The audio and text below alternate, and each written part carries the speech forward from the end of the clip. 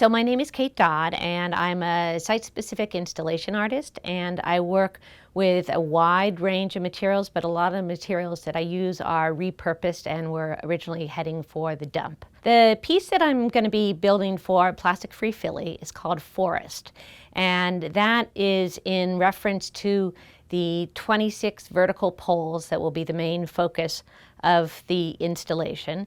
Each pole has a pair of lungs, a kind of a lacy network of plastic strapping that creates a lung shape. Below this forest of lungs is kind of a flowing water-like form made up completely of plastic bottles. And the whole thing has a lot of color to it. The color is imparted to all of the plastic by the use of plastic netting, which is the kind of thing you use for bagging garlic or onions or something.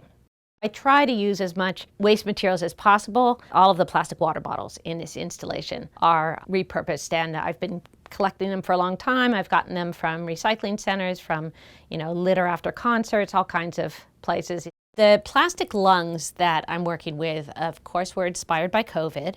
And originally they were made to go on trees on a hillside behind a hospital, with the idea that trees are the lungs of the world. Then to bring it to Plastic Free Philly, it made a lot of sense to me to talk about trying to keep the whole Delaware River and Valley watershed free of plastic, which it clearly is not. It just has become so completely clear that we are absorbing plastic in our bodies in ways that we have no idea how that's going to affect the human species.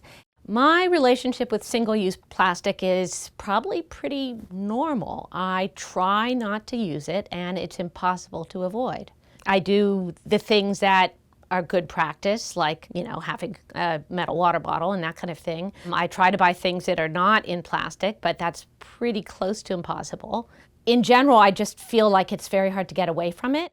One of the things I would really like people to take away from this particular piece, Forest, would be the idea that plastics are in us. They're system-wide. They're in our body system. They're part of our economic and political system.